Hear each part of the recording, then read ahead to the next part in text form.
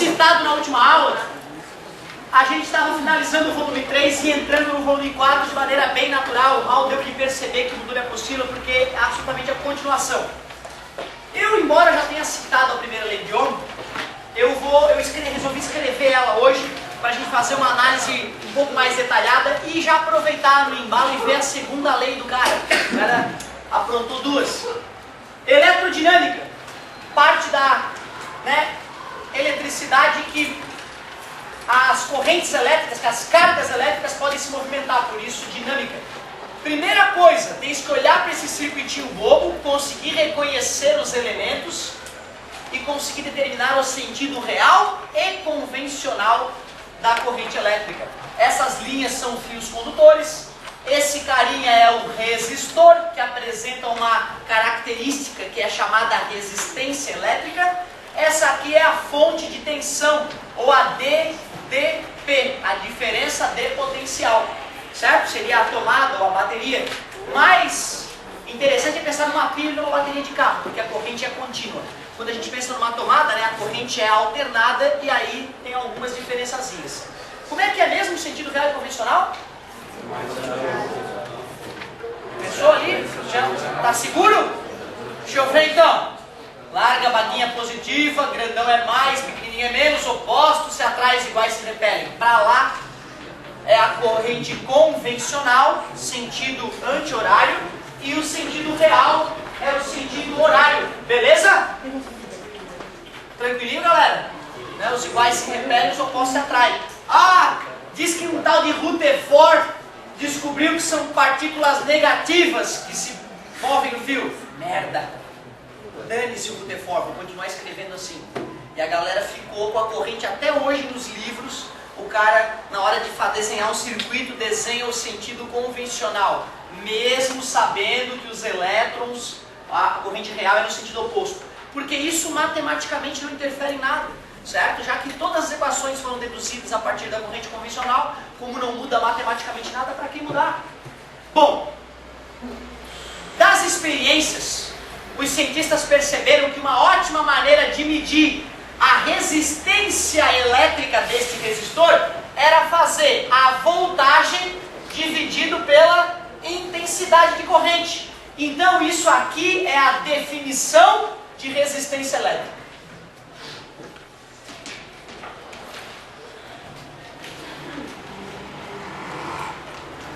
Definição de resistência elétrica.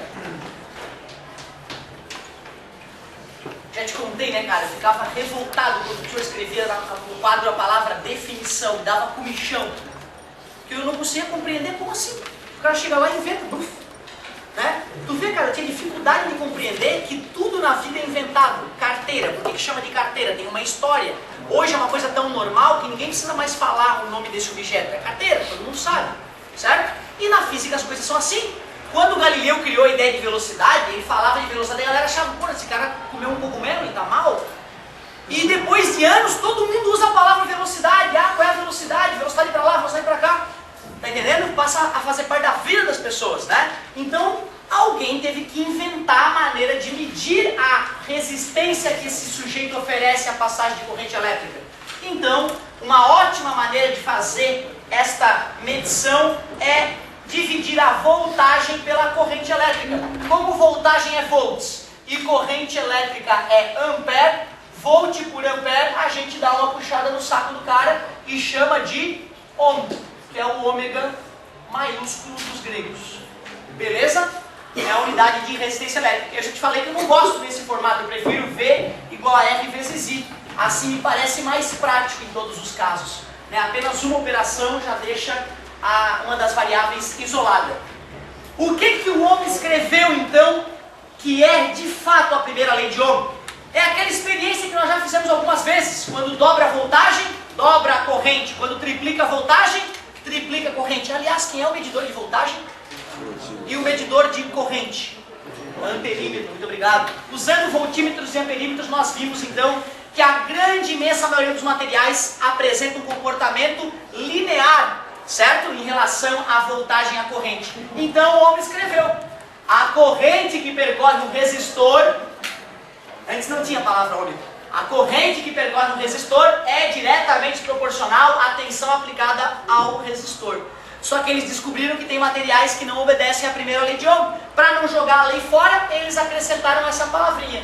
O resistor ôhmico, ou seja, quer dizer que se triplicar a voltagem, triplicou a corrente. Se a corrente aumentou 10 vezes, é porque a voltagem aumentou 10 vezes. Ou seja, se eu vou calcular o V sobre I dele, o V sobre I dele vai dar sempre o mesmo resultado. Porque se um dobra, o outro dobra. Triplica, triplica. Então, outra maneira de enunciar a primeira lei de Ohm é afirmar que a primeira lei de Ohm diz que os resistores ôhmicos apresentam resistência constante. Uma outra maneira de falar a mesma coisa. Já que nós revisamos esses detalhes, não custa dar um passinho à frente e compreender a segunda lei de Ohm. Ô professor, e o diodo, professor? Amigo, esse diodo é uma idiotice. Já te falo o que é esse diodo. Não tem que fazer conta nem nada, é só uma bobagenzinha. Aliás, tu vê eles piscando toda hora nos teus equipamentos aí, né? Aquilo ali é um diodo, né? O LED é Light Emissive Diode, ou seja, diodo emissor de luz. Quando um pouquinho de energia passa por ele, ele dá uma cuspidinha de luz, certo? Aí tem um símbolozinho para isso, nada demais. Muito mais interessante, primeiro, é a segunda lei de Ohm. Ah, isso é muito importante, muito comum de aparecer no vestibular. O Ohm, além de ter percebido que os resistores apresentavam um valor constante, ele queria entender o que determinava a resistência de um resistor. Que características permitiam um pedaço de fio, por exemplo, ter uma determinada resistência. E ele foi para o laboratório, pegou vários tipos de fios, feitos de materiais diferentes, alumínio, cobre, aço inox. Pegou fios de vários tamanhos diferentes. Pegou fios com várias bitolas diferentes, representada pela área da seção. Tudo bem para ti? O L é o comprimento do fio, o A é a área. Se tu cortar o fio assim e olhar ele, tu vai ver que fica uma área redondinha, se o fio for redondo. É muito raro um fio que não tenha perfil, né, redondinho. E ele sabia o material também. Ele pegou essa gama diversa de diferentes fios e calculava a resistência elétrica de cada um deles. Né? Ele tinha equipamentos para fazer isso, ia lá e media a resistência elétrica. Aí ele comparou dois fios de mesmo material, alumínio e alumínio, mesma bitola, 1 centímetro quadrado, 1 centímetro quadrado. Só que um fio tinha o dobro do tamanho do outro. O que tu acha que ele detectou nas medições dele? Que o fio que tinha o dobro de tamanho tinha o dobro da resistência. Aí ele pegou um fio que era 3 vezes maior que o primeiro, mediu a resistência, deu quanto? 3 vezes maior. Deus é matemático. É isso aí. Aí ele pensou, legal, eu acabei de descobrir que a resistência elétrica de um fio é diretamente proporcional ao seu comprimento, ao seu tamanho. 5 vezes mais comprimento, 5 vezes mais resistência do fio. Faz sentido? Claro, o cara vai ter mais material para atravessar, vai se esforçar mais, lógico. Aí ele pegou dois fios de mesmo material, cobre e cobre, mesmo comprimento, 100 metros e 100 metros. Só que um tinha uma área que era o dobro da do outro. Um era mais grosso, o outro era mais fino, de tal forma que o mais grosso tinha área o dobro da do outro. Quando ele mediu a resistência elétrica dos dois, o que tu acha que ele percebeu? Qual que era a metade de igual? O mais grosso tinha resistência elétrica menor do que o mais fino. Como assim, professor? Ué, imagina que um fio é tão fino que é feito por uma fila indiana de átomos. Um átomo agarrado no outro, numa fila indiana de átomos, o fio mais fino do mundo. Concordas comigo? Átomos de cobre, um agarrado no outro, bem alinhadinho. Beleza? Um dia chegaremos lá. Tu concorda que para a corrente elétrica percorrer esse fio mais fino do mundo que eu acabei de criar, um átomo tem que passar a corrente elétrica por outro, um elétron a elétron, pelo seu amigo da frente? Concorda comigo? Se eu tiver um fio que é feito por 2 filas indianas de átomos, eu não tenho o dobro de jeito para transportar carga? Não vai ser o dobro de a facilidade não vai ser 2 vezes maior, já que tem mais gente para transportar carga?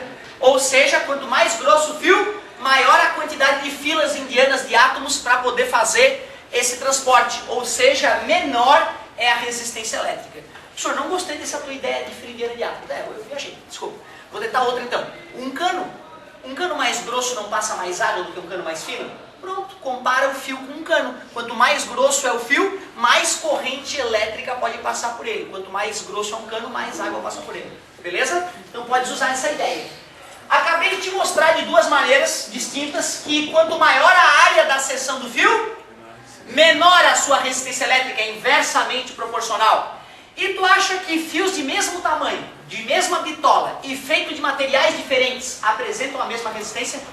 Não faz sentido, né? Cada átomo, né, tem a sua característica para poder transportar a carga para o átomo adjacente.